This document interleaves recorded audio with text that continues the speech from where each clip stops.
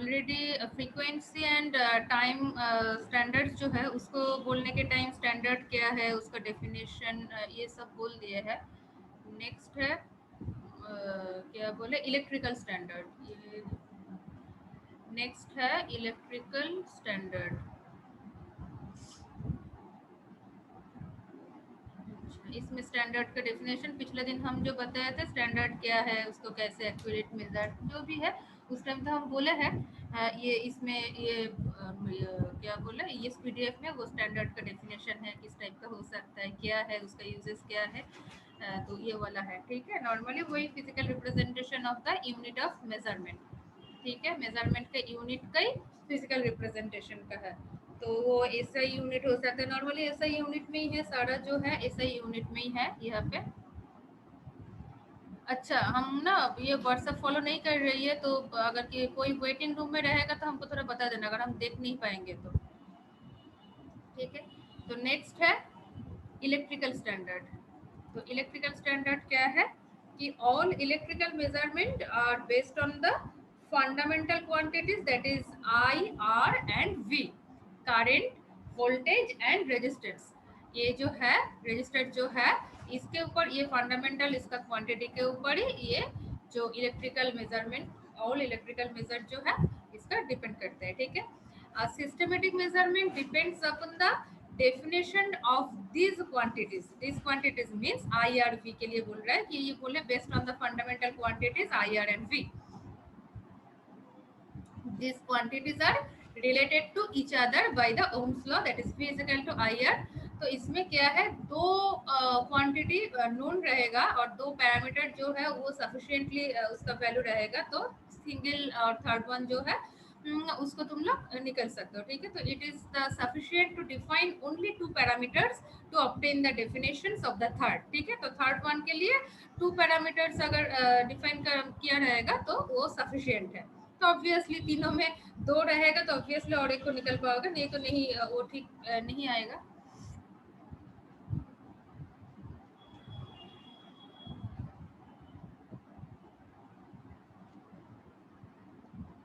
So in electrical measurements, it is possible to assign values of the remaining standard by defining units of other two standards, and standards of EMF and resistance are usually maintained at the national laboratory। ठीक है। तो इसमें एक है एक national laboratory है और एक इंटरनेशनल एग्रीमेंट है और इंटरनेशनल जो लेबोरेटरी है स्टैंडर्ड लेबोरेटरी इसका वैल्यू है। जैसा ये सिलेबस में नहीं है इसलिए हम बताए नहीं। ये तो इंटरनेशनल स्टैंडर्ड में भी ये अलग अलग है मतलब बहुत सारा स्टैंडर्ड है। जैसा यहाँ पे तुम लोग का सिर्फ इलेक्ट्रिकल स्टैंडर्ड्स है सिलेबस में and frequency and time standard है। इसके मतलब इसके साथ और भी है प्राइमरी स्टैंडर्ड है सेकेंडरी स्टैंडर्ड है वर्किंग स्टैंडर्ड है इंटरनेशनल स्टैंडर्ड है तो बहुत सारा और भी स्टैंडर्ड है। ठीक है। तो जैसे इंटरनेशनल स्टैंडर्ड है तो इंटरनेशनल स्टैंडर्ड में इंटरनेशनल लेबोरेटरी में इंटरनेशनल स्टैंडर्ड फिर क्या क्या है इंटरनेशनल ओम से इंटरनेशनल एम्पियर से एब्सोल्यूट यूनिट से। तो दैट मीन्स क्या है इंटरनेशनल लेबोरेटरी में और इंटरनेशनल एग्रीमेंट में वो एम्पियर्स का वैल्यू एक है। ये क्या बोले एक है मतलब बहुत सारे डिफर कर रहे हैं ऐसा नहीं है थोड़ा बहुत डिफरेंस है उसमें। नॉर्मली जो है one international ohm is equal to normally 1.00049 absolute ohm. ठीक है। दैट मीन्स इसमें क्या है वो इंटरनेशनल होम वन है बट यहाँ पे क्या है अगर हम दोनों को मतलब नेशनल लेबोरेटरी एंड क्या बोले उसको इंटरनेशनल लेबोरेटरी में हम अगर सेम वन वन करके लेंगे तो क्या है उसमें थोड़ा बहुत वो 0.00049 का वेरिएशन है। ठीक है। तो वो स्मॉल डिफरेंस है तो उसको मेंटेन जो बोल रहा है maintain at the national laboratory. तो यहाँ पे क्या क्या है इलेक्ट्रिकल स्टैंडर्ड में एक है एब्सोल्यूट पहले ही बोले वोल्टेज रेजिस्टेंस एंड क्या है उसका करंट का जो है फंडामेंटल क्वांटिटी के ऊपर डिपेंड करता है। तो ऑब्वियसली क्या क्या होगा एब्सोल्यूट एम्पियर है वोल्टेज स्टैंडर्ड है एंड रेजिस्टेंस स्टैंडर्ड है। तो इलेक्ट्रिकल स्टैंडर्ड्स ये तीनों ही है एक है एब्सोल्यूट एम्पियर है second one in voltage standard and third one is resistance standard. ठीक है। तो एब्सोल्यूट एम्पियर इसीलिए है कि मतलब इंटरनेशनल जो लेबोरेटरी है और इंटरनेशनल एग्रीमेंट का जो वैल्यू है एंड नेशनल जो है वो थोड़ा बहुत डिफर है, इसलिए एब्सोल्यूट वैल्यू जो है उसी को ही वो उसको मतलब जैसे बराबर होगा, ऐसा नहीं है कि कुछ वैल्यू है इसमें क्या है नेशनली इसका वैल्यू एक आ रहा है और इंटरनेशनली मतलब दूसरा जगह पे उन लोग ले रहे हैं तो उन लोग का वैल्यू के हिसाब से उन लोग कैलकुलेट करते हैं। बट ये जो है क्वांटिटी जो है ये जो है सारा सेम है, ऐसा नहीं होना चाहिए, मतलब नहीं होगा। तो इसके लिए क्या है, नेक्स्ट है एब्सोल्यूट एम्पियर है। तो एब्सोल्यूट एम्पियर क्या है, international system of units that is SI defines the ampere, that is the fundamental unit of electric current as the constant current which is which if maintained in two straight parallel conductors of infinite length placed 1 meter apart in vacuum, means वो एक example wise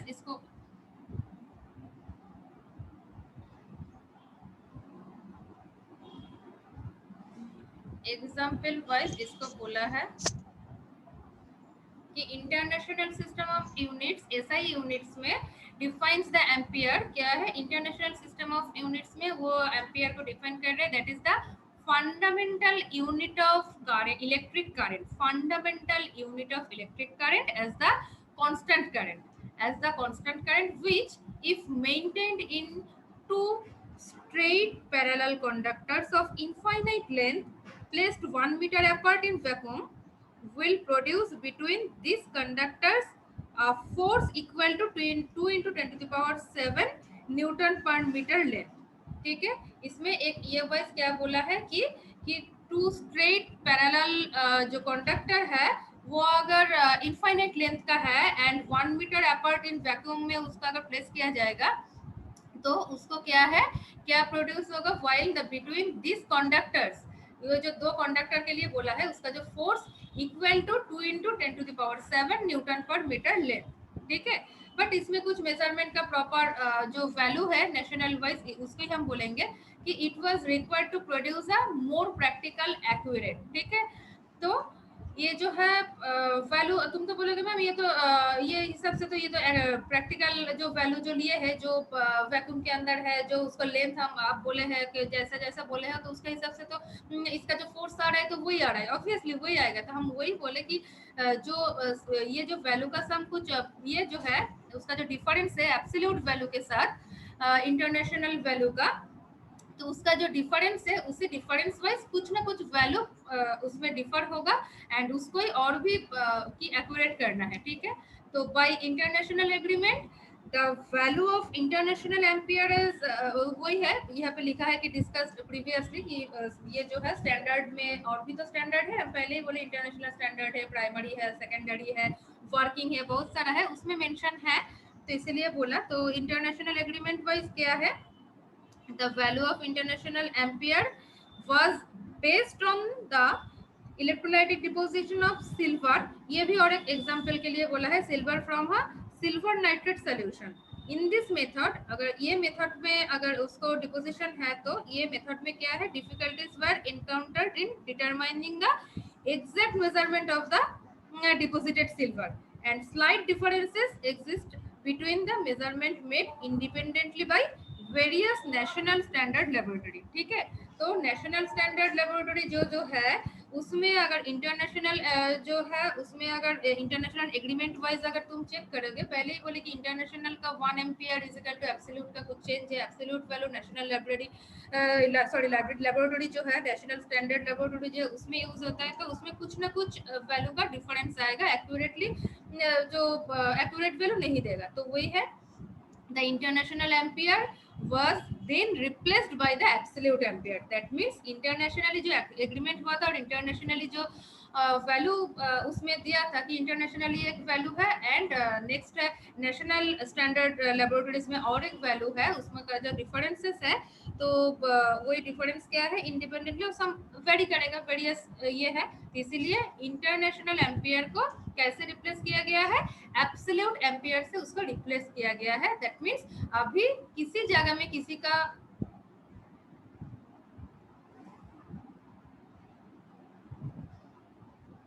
अभी किसी जगह में उसका use करोगे तो उसका एक्यूरेसी रेट जो रहेगा, जो उसका प्लस माइनस जो रहेगा उसी हिसाब से रहेगा, क्योंकि हम जो वैल्यू लेंगे उन लोग जो वैल्यू लेगा वो सेम होगा। इसीलिए इंटरनेशनल जो पहले हम दिखा है कि देखो hence bye international agreement wise जो है इंटरनेशनल एम्पियर को इसको कैसे ये एब्सोल्यूट एम्पियर से इसको क्या बोले उसको रिप्लेस किया गया है। ठीक है, तो voltage current and resistance are related by Ohm's law. पहले ही बोले कि वो V is equal to IR। कोई एक if any of the two quantities is defined then the third can be easily known. And ये जो है थर्ड वन के लिए एब्सोल्यूट एम्पियर यूज करेंगे तो ये सारा जगह में उसका वैल्यू सेम रहेगा। ठीक है, नेक्स्ट है कि in order to define the ampere with high precision over long periods of time the standard voltage cell and standard resistor are used. ठीक है, standard voltage cell and standard resistor means वो voltage standard and resistor standard के लिए बोला है। ठीक है, तो एब्सोल्यूट एम्पियर हुआ। नेक्स्ट है वोल्टेज स्टैंडर्ड है।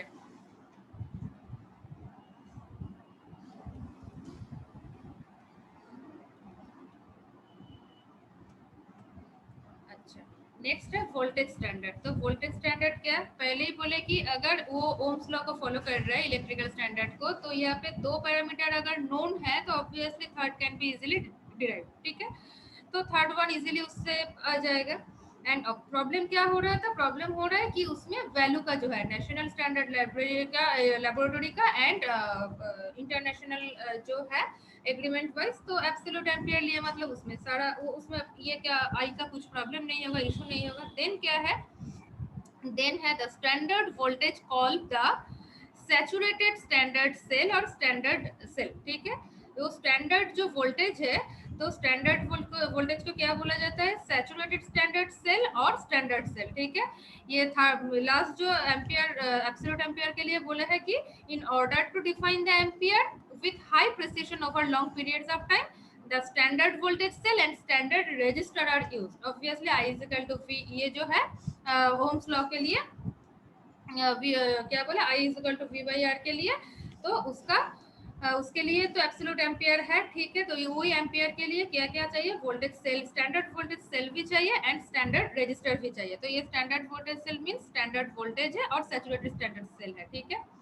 ये based on the principle of electrochemical cell for many years. ठीक है, तो पहले इसका जो प्रिंसिपल है, तो इलेक्ट्रोकेमिकल सेल का जो प्रिंसिपल है उसी प्रिंसिपल के ऊपर डिपेंड करके ये इस सेल का जो वैल्यू है और वोल्टेज का जो है स्टैंडर्ड वोल्टेज को ये डिफाइन किया गया है। But the standard cell had a drawback, but इसमें भी एक ड्रॉबैक है। बट क्या है इसका drawback, that it suffered from temperature dependence. ठीक है, तो ये टेम्परेचर डिपेंडेंस के लिए बहुत दिन ये बोले कि इलेक्ट्रोकेमिकल सेल को बहुत फॉर मेनी इयर्स इसको ये प्रिंसिपल के ऊपर डिपेंड करके किया गया था। बट इसका भी ये जो स्टैंडर्ड सेल है और सैचुरेटेड स्टैंडर्ड सेल है, इसका भी एक ड्रॉबैक्स है। क्या ड्रॉबैक्स है, टेम्परेचर डिपेंडेंसी के लिए इसका ड्रॉबैक्स है।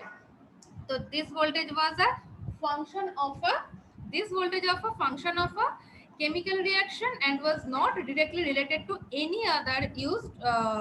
other physical constant। ठीक है, तो ऑब्वियसली इलेक्ट्रोकेमिकल सेल जो है वो केमिकल के रिएक्शन के ऊपर उसका फंक्शन के ऊपर ही डिपेंड होगा। तो this voltage was a function of a chemical reaction and was not directly related to any other physical constant, but normally उसके साथ जस्ट केमिकल के रिएक्शन का फंक्शन के ऊपर ही उसको किया गया था। तो ऑब्वियसली उसके लिए अगर टेम्परेचर कुछ अराइज होगा, इसके लिए और कुछ पैरामीटर को लगाना, कि ये बोला कि दूसरा कुछ पैरामीटर को इसको इसमें यूज नहीं हुआ था। तो इसके लिए क्या है, new standard for volt was developed. This standard use a thin film junction.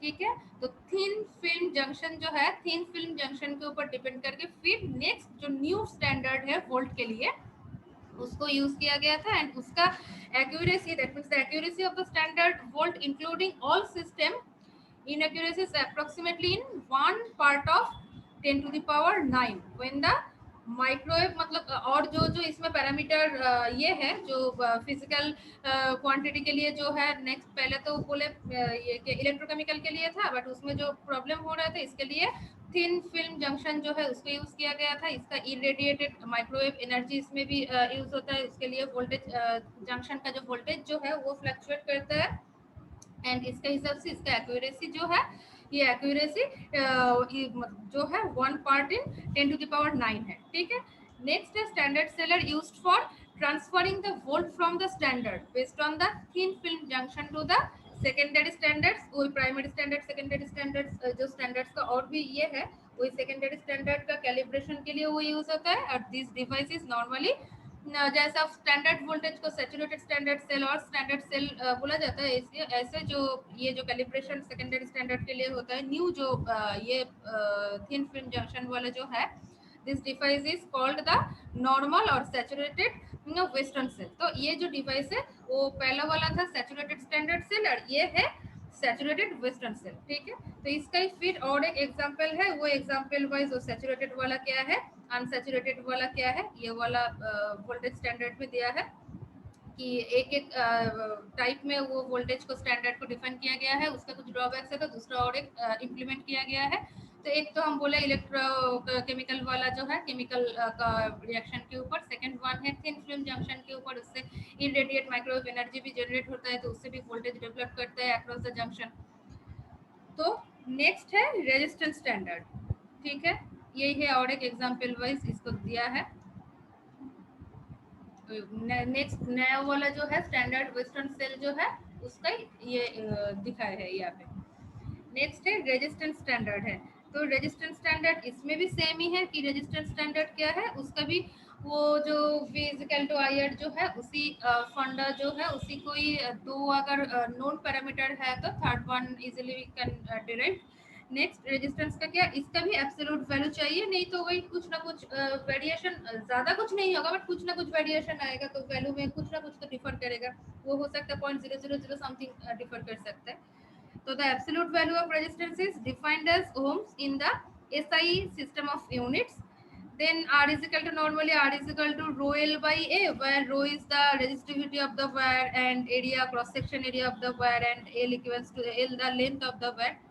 तो ये जो है अगर इस क्या बोले इस इक्वेशन को फॉलो करेंगे तो standard resistors are made of high resistivity, जैसा resistivity rho means resistivity of the wire, तो इसीलिए बोल रहे हैं कि स्टैंडर्ड रजिस्टर्स होना चाहिए। वो एब्सोल्यूट एम्पियर के लिए हम क्या बोले, एब्सोल्यूट एम्पियर जैसा international agreement and national laboratory जो भी है उसको बराबर करने के लिए वो रिप्लेस किया गया था इंटरनेशनल वैल्यू को, जिसको एब्सोल्यूट एम्पियर बोला जाता है। और इसीलिए वो जो तीन क्वांटिटी चाहिए अननोन क्वांटिटी, उसमें एब्सोल्यूट एम्पियर के साथ साथ क्या चाहिए, वोल्टेज स्टैंडर्ड चाहिए एंड रजिस्टर्ड स्टैंडर्ड और स्टैंडर्ड रजिस्टर्स चाहिए। तो स्टैंडर्ड रजिस्टर के लिए क्या है, high resistivity of conducting material with low temperature coefficient of resistance, ठीक है। तो standard resistors are made of high resistivity conducting material with low temperature coefficient of resistance, ठीक है।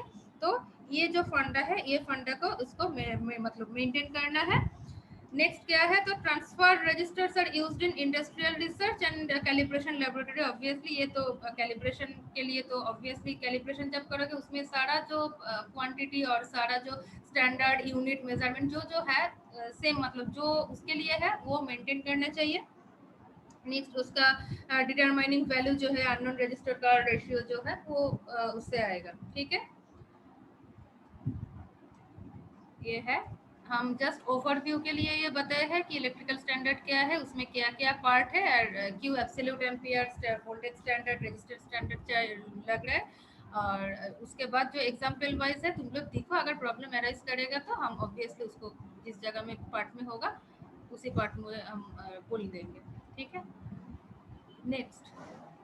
नेक्स्ट कल जो है, कल हम ब्रिजेस के लिए बोले थे, तो एक ब्रिज जो वेस्टर्न ब्रिज हुआ था, तो वेस्टर्न ब्रिज का क्या है, वेस्टर्न ब्रिज का मतलब उसका यूजेस कहा है, वो अननोन रेजिस्टेंस जो है अननोन रेजिस्टेंस को वो मेजर कर पाएगा, ठीक है। तो वेस्टर्न ब्रिज का जो सर्किट है उसी सर्किट वाइज क्या है, बैलेंस्ड कंडीशन में उसका जो सारा जो इक्वेशन हम कैलकुलेट किए मतलब दिखाए हैं वो क्या बैलेंस्ड कंडीशन में है। दैट मींस गैल्वेनोमीटर जो है वो जीरो पोजीशन में मतलब सेंट्रलाइज्ड रहेगा, उसका वैल्यू जो है वो जीरो है, ठीक है। नेक्स्ट वो नॉर्मली बाय डिफॉल्ट वो जो फोर्थ आर्म जो है दैट मींस R4 जो है, R4 is the unknown resistance, उसको R4 is equal to R2 into R3 divided by R1 बोल सकते हो, ऐसे भी निकल सकते हो, और Rx is equal to R2 into R3 divided by R1, ठीक है। ये है नॉर्मल बैलेंस्ड जो ये है measurement of resistance. But western bridge का भी कुछ लिमिटेशंस कल हम बोले हैं कि एक है वो वेरी लो रेजिस्टेंस के लिए वो क्या है मेजर नहीं कर पाएगा उसको वैल्यू।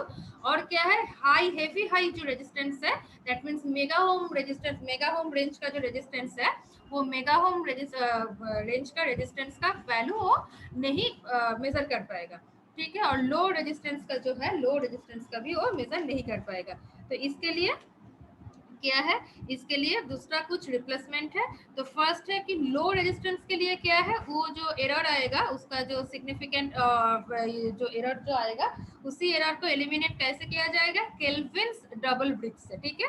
तो Kelvin's double bridge, kelvin bridge से उसको जनरेट हुआ, मतलब और भी उसका इम्प्रोवाइज फॉर्म है। तो केल्विन ब्रिज तो हम लास्ट में जाएंगे, मतलब आज नहीं होगा, नेक्स्ट डे में केल्विन ब्रिज वाला स्टार्ट करेंगे। तो वेस्टर्न ब्रिज का और एक पोर्शन है जिसको है अनबैलेंस्ड वेस्टर्न ब्रिज है, अनबैलेंस्ड वेस्टर्न ब्रिज है, ठीक है। तो अनबैलेंस्ड वेस्टर्न ब्रिज का क्या इक्वेशन है, कैसे उसको बैलेंस्ड फॉर्म में ले मतलब ले पाओगे और कैसे उसको तुम कर पाओगे। तो उसका क्या है, तो पहले वेस्टर्न ब्रिज का एक नॉर्मल सिंपली जो है उसका एक मैथ से देखो। वेस्टर्न ब्रिज फिगर हम यहाँ पे फिगर ड्रॉ नहीं किए हैं, वेस्टर्न ब्रिज जो फिगर था वही फिगर है, दैट मीन्स ये नीचे वाला जो फिगर देख रहे हैं एज इट इज वही फिगर है, जस्ट यहाँ पे अनबैलेंस्ड है इसीलिए ये गैप है। इसमें क्या है वेस्टर्न ब्रिज में यहाँ पे एक गैल्वेनोमीटर था, ठीक है।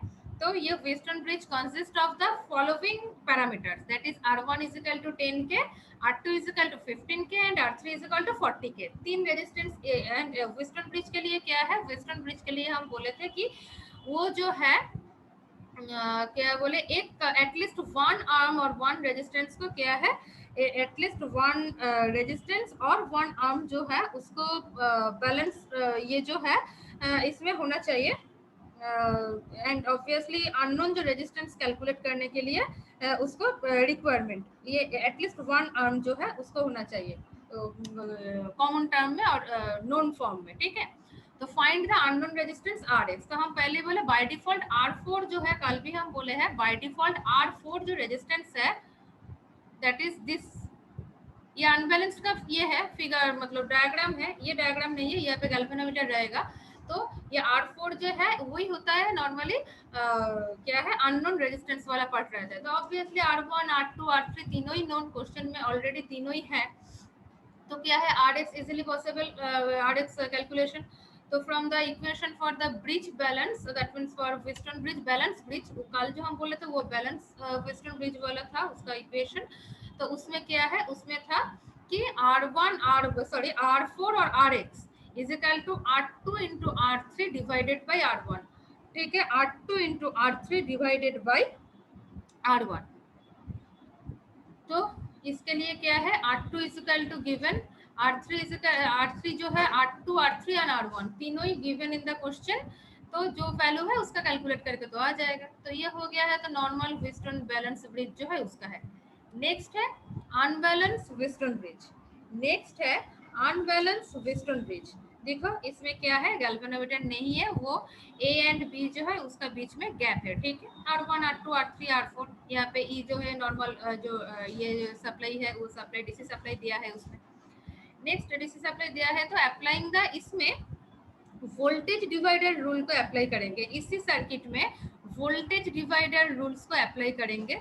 तो अप्लाई करने से क्या है ये ए पॉइंट है एंड ये बी पॉइंट है, तो अगर पॉइंट ए में हम अप्लाई करेंगे तो उसको क्या हो जाएगा वोल्टेज डिवाइडर रूल के हिसाब से ए पॉइंट में अप्लाई करेंगे तो at point A that is E A is equal to E into R3 divided by R1 plus R3। ये एक पार्ट है ऑब्वियसली, जिस टाइम ये जो करंट जो है वो फ्लो कर रहा है मतलब उसका जो ये इसमें स्विच नहीं है, जो western balanced switch western bridge में स्विच था तो स्विच जिस टाइम ये है कनेक्टेड है मतलब क्लोज सर्किट है उस टाइम तो फ्लो होगा। तो फ्लो होगा तो क्या है तो ये यहाँ पे जो पॉइंट मान लो यहाँ पे ए है ये पॉइंट का, तो ये एक साइड है and another side is that is R2 and R4। तो पॉइंट ए में अगर voltage divider at point A तो वोल्टेज डिवाइडर रूल्स को अप्लाई करेंगे तो उसका इक्वेशन क्या हो जाएगा that is E A is equal to E into R3 divided by R1 plus R3। अच्छा यहाँ पे R1 होगा, ठीक है, हम सिर्फ R लिखे हैं, R नहीं है वो R1 होगा, वो बाय मिस्टेकली वो वन मिस हो गया है। नेक्स्ट क्या है पॉइंट बी, पॉइंट बी में वोल्टेज डिवाइडर रूल को अप्लाई करेंगे तो E B is equal to E into R4 divided by R2 plus R4, ठीक है। ये हो गया है पॉइंट ए का है एंड पॉइंट बी का है। तो ये क्या है, E A and E B.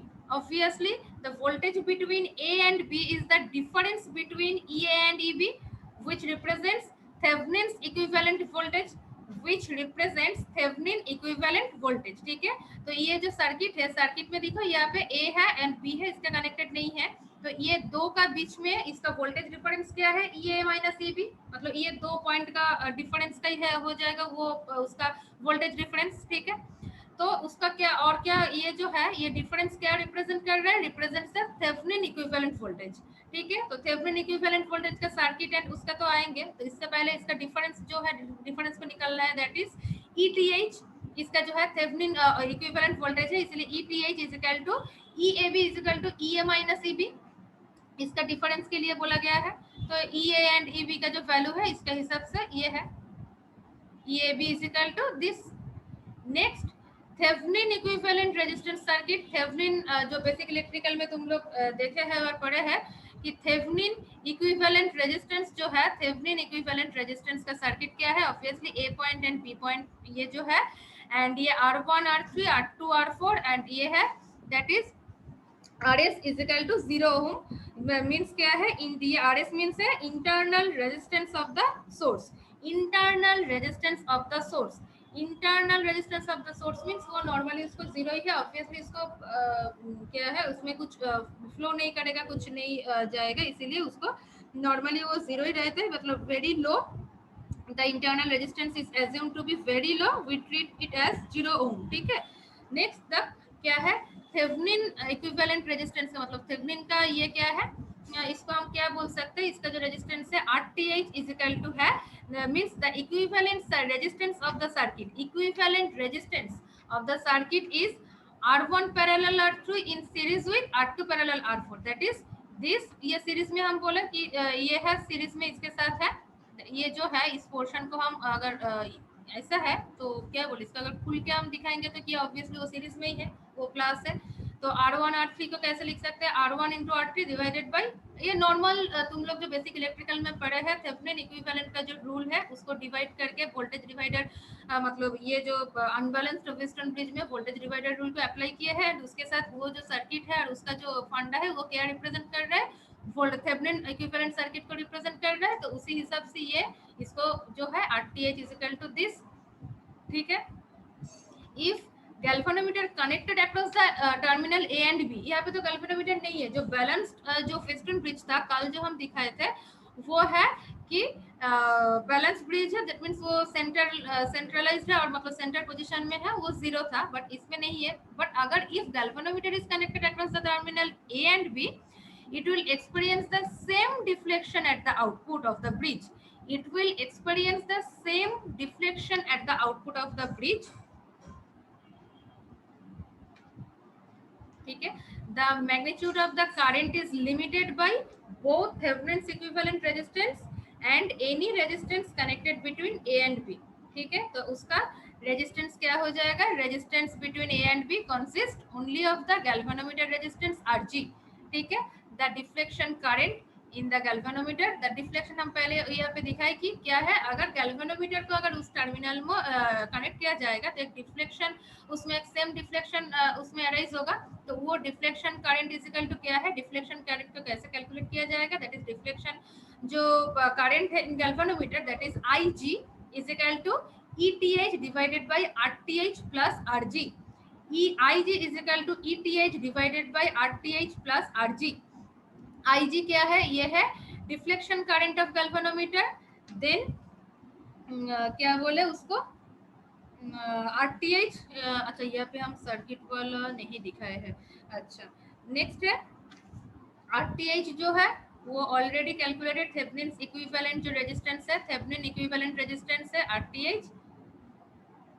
ETH part है ये है, दैट इज द वो जो डिफरेंस जो है, voltage difference between A and B terminal. Next है RG, that is the galvanometer across the resistance, ये जो है वो है RG है। तो इससे क्या है, डिफ्लेक्शन जो करंट है उसको तो मेजर कर सकते हो। दैट मीन्स एक है पॉइंट ए एंड बी में बीच में कनेक्शन नहीं है galvanometer wise, obviously voltage divider rule उसमें अप्लाई करोगे, करने से क्या होगा, उसमें वोल्टेज डिफरेंस आएगा between A and B terminal, this is the ETH और ईएबी जो भी है। EAB means A B point है, इसीलिए अगर पॉइंट का नाम चेंज हो जाएगा तो तुम दूसरा नाम से वो उसको मेंशन करोगे, नॉर्मली वो ईटीएच है। देन ये किसको रिप्रेजेंट कर रहा है, थेवेनिन्स रूल्स जो है, थेवेनिन्स रूल को इक्विवेलेंट सर्किट को रिप्रेजेंट कर रहे हैं, तो वहां से क्या है, थेवेनिन इक्विवेलेंट रेजिस्टेंस जो है, इक्विवेलेंट रेजिस्टेंस आरटीएच आएगा, वहां से गैल्वेनोमीटर अगर उसी पॉइंट में कनेक्ट करोगे, मतलब बीच में टर्मिनल का बीच में, तो क्या होगा, गैल्वेनोमीटर का एक डिफ्लेक्शन जैसा नॉर्मल जो ब्रिज का जो डिफ्लेक्शन होता है उसी डिफ्लेक्शन सेम इसमें आएगा, मतलब करंट फ्लो करेगा, तो उसी करंट को क्या बोला जाएगा, deflection current of galvanometer, that is IG. IG is equal to ETH divided by RTH plus RG. ठीक है, तो आरटीएच, ईटीएच, आरजी, आईजी क्या है बोले है। नेक्स्ट ये जो अनबैलेंस पिस्टन ब्रिज जो है, उसी ब्रिज का एक फिगर है, एंड फिगर के लिए जो जो वैल्यू है वैल्यू भी मेंशन है। तो इसका क्या बोले, calculate the current through the galvanometer, जो करंट इसमें पास हो रही है तो उसका गैल्वेनोमीटर करंट मींस क्या है, that is IG. Galvanometer current means IG को निकलना है, तो आईजी के लिए क्या क्या चाहिए, आरटीएच चाहिए, आरजी चाहिए, ईटीएच चाहिए। ठीक है, तो आरजी ऑलरेडी गैल्वेनोमीटर का जो रेजिस्टेंस है ऑलरेडी मेंशन है क्वेश्चन में। नेक्स्ट क्या चाहिए, ईटी चाहिए, दैट मींस ये गैल्वेनोमीटर अगर नहीं रहेगा यहाँ पे पॉइंट ए एंड बी अगर है तो उसको क्या है, तो करंट का फ्लो वाइज इसका जो डेरिवेशन ईटीएच को चाहिए, ईटीएच को माइनस जो है value already known, R1 R2 R3 R4 four resistance value known, तो ऑब्वियसली ईटीएच निकल जाएगा। आरटीएच भी ऑब्वियसली इसको अगर इस सर्किट को तुम अगर इसमें क्या बोले थेवेनिन जो इक्विवेलेंट सर्किट है उसमें अगर ड्रॉ करोगे तो क्या होगा, क्या है, हाँ, थेवेनिन इक्विवेलेंट सर्किट में ड्रॉ करोगे तो उसका हिसाब से उसको इक्वेशन आएगा आरटीएच के लिए, R1 R2 R3 R4 जो जो लगेगा, आरटीएच के लिए जो जो है वो सारा क्वेश्चन में गिवन है, ईटीएच आरटीएच है, एंड आई क्या है, RG is given in the question. तो नॉर्मली ये जो सर्किट है फॉर आईजी, आईजी के लिए ये क्या है, ईटीएच है जो कैलकुलेटेड। ठीक है, next RTH calculated, RG that is given in the question, then Ig is equal to ETH divided by RTH plus RG। ठीक है, तो ये ऑलरेडी वैल्यू सारा कुछ कुछ नोन है क्वेश्चन में, कुछ कुछ कैलकुलेटेड है, then Ig is equal to this value. ठीक है, एक मिनट हम अटेंडेंस ले लेते हैं, उसके बाद पूछ रही है।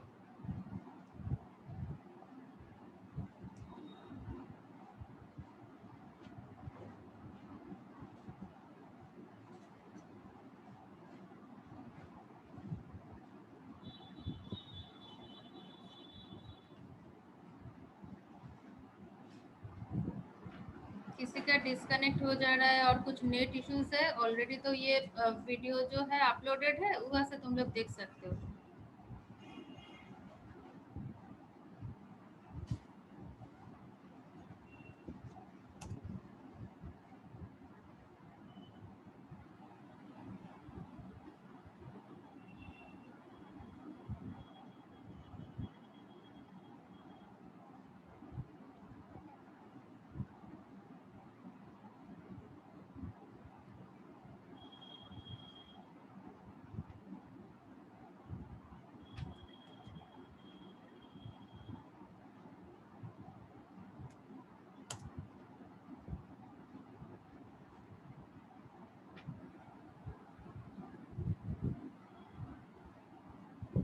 ट्वेंटी सिक्स, उसके बाद 24 25 जो शो हो रही है, कौन ये मतलब हम अटेंडेंस लिए है, कौन बाहर हो गई है पता नहीं है। कौन अभी डिस्कनेक्ट हुआ था, किसका